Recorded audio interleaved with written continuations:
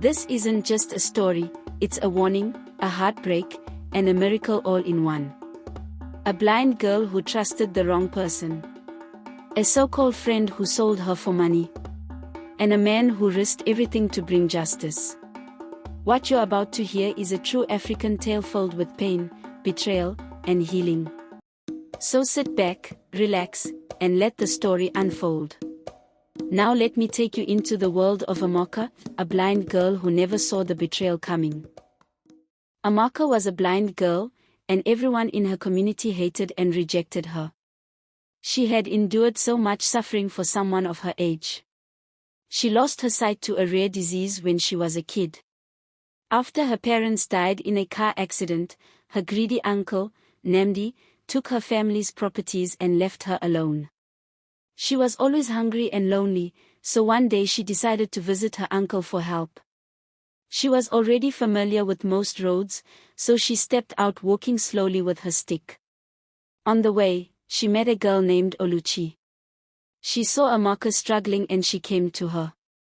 She introduced herself as a volunteer and offered to help Amaka get to wherever she is going. Amaka was so happy. It's been a long time since someone offered to help or talk to her. When they reached Namdi's house, he pushed Amaka out and told her never to return. On their way back, a car hit Amaka. Oluchi was lucky to escape slightly. The driver, Ikenna, stopped and took them to the hospital. He paid all the bills and stayed to make sure Amaka was safe. Ikenna felt bad about the accident and wanted to help her recover. At the hospital, Ikenna apologized to Amaka saying, "I never meant to hurt you. I will do everything to help you get better." Amaka was touched by his kindness and said, "Thank you for helping me. I trust you are a good person." Oluchi, however, was trying to take Amaka home early, even though the doctor said she needed more treatment. Amaka trusted Oluchi and agreed to leave with her, believing that Oluchi cared about her. But Ikenna started to feel something was off about Oluchi. She seemed very controlling and eager to take Amaka home, even when the doctor advised that Amaka still needed treatment. Watching Oluchi's behavior, Ikenna began to suspect that her intentions might not be as pure as she pretended. Now I can give Chief Kingsley what he wants and become the richest girl of all, Oluchi thought to herself as she walked alone in the hospital corridor. She has been monitoring Amaka for a while because she feels she is the easiest prey. "Doctor, are you really letting the blind girl leave the hospital? You know it's too soon and it's not safe," Ikenna said as he walked with the doctor toward his office. "She made that decision on her own. You saw it too. I can't force her to stay for treatment. I have other patients who are willing to cooperate and honestly, I'm done dealing with her. I'll just let her go," Dr. Mike replied, sounding frustrated. The doctor picked up some medicines from his desk and went back to Oluchi. He handed her the medications and gave her instructions on how Amaka will use it. "These are all the medicines Amaka will need when you take her home. Make sure she doesn't miss a single dose," the doctor said. "Thank you, doctor. Don't worry, I'll follow your instructions and my friend won't skip any doses," Oluchi replied as she took the medications from the doctor. After that, the doctor left to attend to other patients. Meanwhile, Ikenna tried his best to convince Amaka to stay and complete her treatment, but she refused. She insisted on going home with Oluchi, saying she wasn't feeling any pain. Ikenna finally understood that Amaka had made up her mind. No matter what he said, she wasn't going to stay. "My car is parked outside. If you're leaving, let me drive you guys home instead of taking a taxi. It's the least I can do," Ikenna offered politely. "Ikenna, you're not taking us anywhere. I don't trust you anymore. You might cause another accident like last time. You need to improve your driving skills before someone else gets hurt," Oluchi said sharply. "Oluchi, it's fine. The last accident wasn't his fault. It was just bad luck. Everyone makes mistakes. Let him drive us home this time." I'm sure he'll be careful, Amaka said calmly. Oluchi hesitated but eventually agreed. She didn't want to argue further as it might raise suspicions. All right, Ikenna, you can drive us, but be careful. Don't put our lives at risk, she said with an annoyed expression. Ikenna helped Amaka get out of the hospital bed. She looked weak and moved slowly, but she pretended to be fine. Oluchi led her out of the hospital. Ikenna quickly packed their remaining belongings and took them to the car. He stood by the car, waiting for Oluchi to bring Amaka. Ikenna felt uneasy, thinking it might not be safe for Amaka to leave the hospital. Once everyone was in the car, Ikenna started driving. He kept noting the streets they passed, making sure he'd remember the way to Amaka's house if he needed to return. They eventually arrived at a quiet, empty compound. So, this is where the blind girl lives alone. She's been through so much, Ikenna thought as he got out of the car. Thank you for everything, Ikenna. I'm fine now that I'm with my friend. I appreciate all you've done, Amaka said as they entered the house. Oluchi scanned the room carefully, observing every corner. She was lost in thought when she felt someone tap her shoulder. She turned around and saw Ikenna. I will be leaving now. Take good care of her and call me if there's an emergency, Ikenna said. I don't think I'll ever call you.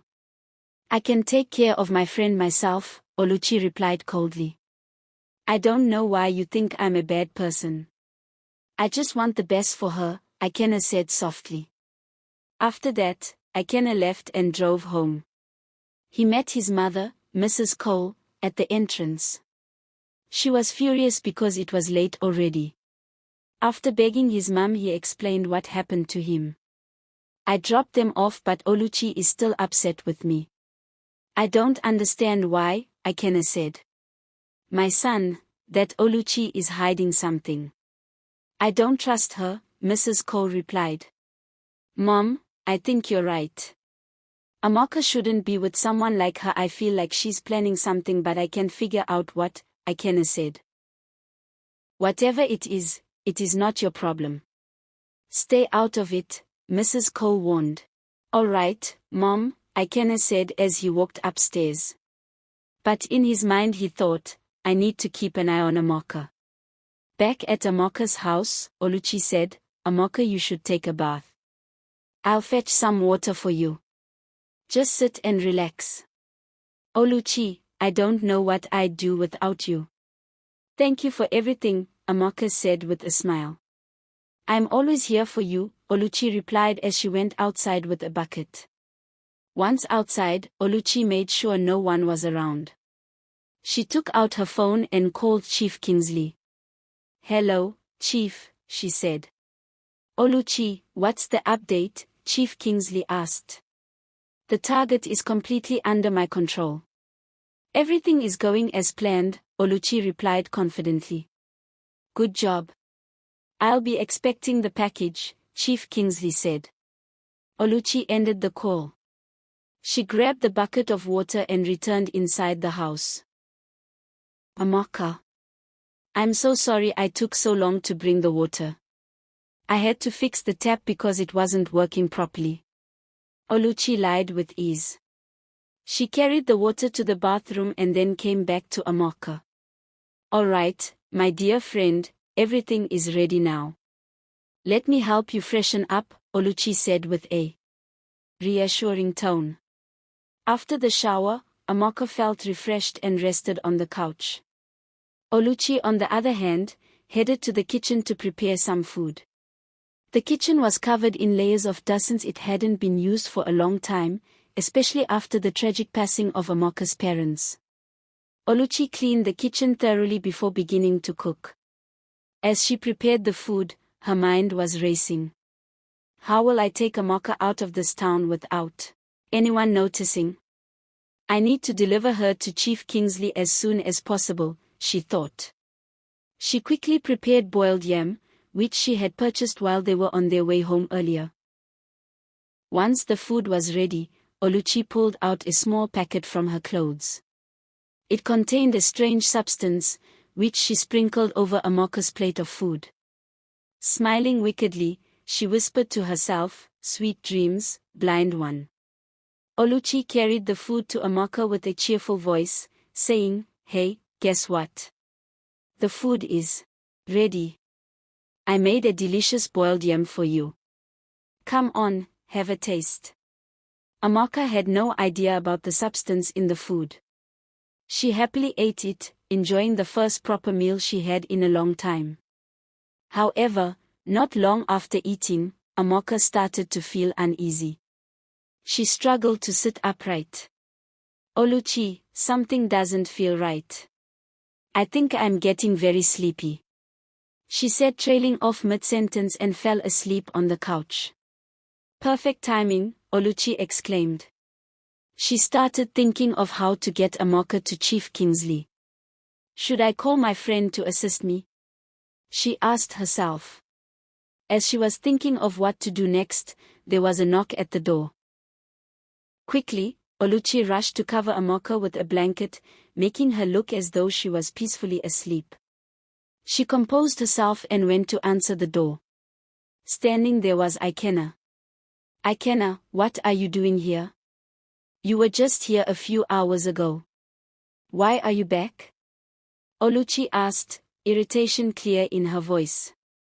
"I just wanted to check on Amaka one more time before heading to bed," Ikenna replied, trying to look past Oluchi and into the house. "Well, that's nice of you, but Amaka is already asleep. She doesn't need any disturbances. Please just go home and don't come back." "I told you I can take care of her," Oluchi said, blocking his view. "Can I at least see her?" "Just to make sure she's safe," Ikenna insisted, still trying to peek inside. "Are you saying I'm not capable of taking care of my friend, or do you think she's not safe with me? I won't tolerate such accusations from you anymore," Oluchi snapped angrily. Realizing he wasn't going to win this argument, Ikenna reluctantly walked back to his car and drove off.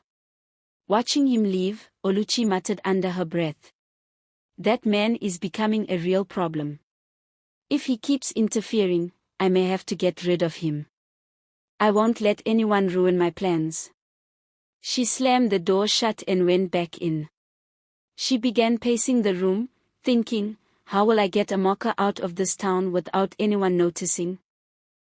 Meanwhile, Ikenna was at home, unable to sleep. He kept tossing and turning, thoughts of Amaka and Oluchi filling his mind. "Oluchi is definitely hiding something, and I'll find out what it is," he said to himself, before eventually falling asleep. The next morning, at exactly 5 a.m., Oluchi woke up. "Today is the day. I'm taking Amaka to Chief Kingsley whether she wants to go or not," she thought. Oluchi went to wake Amaka and said, "We're going on a little trip to a faraway place." "A faraway place? Why are we going there?" Amaka asked, confused. "It's been so long since you went out. I want to take you somewhere special so you can enjoy yourself like everyone else," Oluchi said, forcing a smile. "That's so kind of you. I'm truly grateful for everything you've done for me. You've treated me like family, even though we've only just met," Amaka replied with a smile. "Don't worry about it. Let's go now so we can get there on time," Oluchi said. She dressed up for Amaka and helped her out of the house. The early morning darkness worked in Oluchi's favor, as most people were still asleep. Oluchi led Amaka to a car she had hidden nearby. Since Amaka was blind and she couldn't tell whose car it was or who was driving, Oluchi started the car and drove out of town, heading straight to Chief Kingsley's house. By the time they arrived, it was daylight. The gate to Chief Kingsley's house opened, and Oluchi drove inside. She helped Amaka out of the car and led her into the house. "Amaka, we're here. You're going to have a great time here," Oluchi said with fake enthusiasm. "Oh, really? I'm so happy you brought me out," Amaka said, smiling. Oluchi led Amaka into the living room and waited for Chief Kingsley to appear. After a few moments, an older man entered, smiling warmly. Oluchi, I knew you wouldn't disappoint me. You've done well, Chief Kingsley said. Yes, Chief. This is Amaka, and she's yours now. You can do whatever you want with her, just pay me what we agreed on, Oluchi said. Amaka, confused and frightened, asked Oluchi, what's going on? Why did you bring me here? Shut up, Amaka. From now on, you belong to Chief Kingsley. Do as he says, Oluchi barked. Tears streamed down Amaka's face. How could you do this to me? I trusted you. I thought you were my friend, she said, her voice trembling. Oh, look at her tears. Chief Kingsley, you're lucky to have her. She's stunning, Oluchi said mockingly. Chief Kingsley grinned. You've done well, Oluchi. I'll transfer your payment immediately, he said, taking out his phone. After confirming the transaction, Chief Kingsley said, now take her to my room. I want to enjoy what I just bought. These words sent a chill down Amaka's spine. She thought about running, but being blind, she couldn't see her way. Fighting back wasn't an option either. How could she fight without sight? She fell to her knees and began begging Chief Kingsley. Please, I'm just a poor blind girl. I have nothing to offer you. Don't do this to me, please, Amaka pleaded desperately. Chief Kingsley smirked. Oh, you have something very special to offer me. Don't worry, you might even enjoy it too, he said with a cruel laugh. Then he turned to Oluchi, take her to my bedroom. Amaka turned towards Oluchi. Oluchi, I know you're still a good person. There's kindness in you. I know it. Please, don't let him do this to me. I'm a woman like you, she pleaded, tears streaming down her face. Keep quiet, beautiful one. And don't call me your friend anymore. Nobody is coming to save you. Just listen to Chief Kingsley and do whatever he says, Oluchi said coldly as she grabbed Amaka and started dragging her toward the bedroom. Amaka tried to pull back but she was too weak compared to Oluchi. All she could do was cry and beg. But Oluchi ignored her pleas. Instead, she mocked the blind girl, making cruel jokes about her helplessness. Oluchi pushed Amaka into the bedroom and locked the door behind her. She returned to the living room, smirking. Chief, the girl is in your bedroom now. She's all yours. But take it easy on her in case she tries to resist, Oluchi said with a sly grin. Oluchi, I must say you've done an excellent job. I'll let you know if I have more work for you in the future, Chief Kingsley replied, shaking hands with her. Oluchi left the house, got into her car and drove off, feeling pleased with herself. She couldn't stop smiling, thinking about the money she had received for delivering Amaka. The chief entered his bedroom and saw Amaka lying on the bed, crying. Please don't touch me, she pleaded, her voice trembling. Chief Kingsley wasn't moved by her tears. He pushed her down and violated her while she cried and begged him to stop. For Amaka, it was the most heartbreaking and painful experience of her life. She had never been with anyone before. When it was over, Amaka curled up on the bed, crying uncontrollably. She whispered a prayer, asking God to take her life so she wouldn't have to endure such suffering. Don't cry, beautiful. This was just a little taste of what I paid for. I'll be back to enjoy the rest after my shower, Chief Kingsley said smiling as he left the room. 2 weeks passed, Ikenna has been searching for Amaka. He didn't hear of Oluchi either. He started asking everyone around Amaka's neighborhood about their whereabouts. Everyone said they didn't know about her. Some said, where will a blind girl with no hope want to go, maybe she ended her life. Ikenna was about to give up because he was too tired and frustrated. He decided to ask another person. The person explained to Ikenna how he saw her taking Amaka with her in a car she hid in the bush, and she called out an address loudly when going. The person gave Ikenna the address. He was so happy. He went to the police station straight. Back in Chief Kingsley's house. He always slept with Amaka every day. One day, as he was coming downstairs, he heard the sound of the parlor door being thrown open. Standing there was Ikenna, his face filled with rage. "Where is she? Where are you keeping her, Ikenna?" shouted at Chief Kingsley. "Wait, how did you even get into my house?" the chief asked, shocked. Ikenna raised his hand, signaling to the police officers standing behind him. They entered the room and found Amaka on the bed, crying. "Sir, you're under arrest for kidnapping and abuse. You have the right to remain silent. Anything you say can and will be used against you in court," one of the officers said as they handcuffed Chief Kingsley. Ikenna rushed to Amaka's side. "I'm so sorry I came late. I knew Oluchi was up to something." Amaka didn't respond. She just kept crying, unable to process what had happened. Ikenna looked around but couldn't find Oluchi. Where could Oluchi be? Ikenna wondered, his mind racing with thoughts. Amaka sat on the bed, half-dressed, her clothes in disarray. Tears streamed down her face as she cried. Seeing her in that state, Ikenna's heart sank and his curiosity grew. He needed to know what had happened. "Amaka, tell me that horrible man didn't do anything to you. Please tell me it's not what I'm thinking. Did he touch you?" Ikenna asked, his voice heavy with concern. Amaka lowered her head in shame.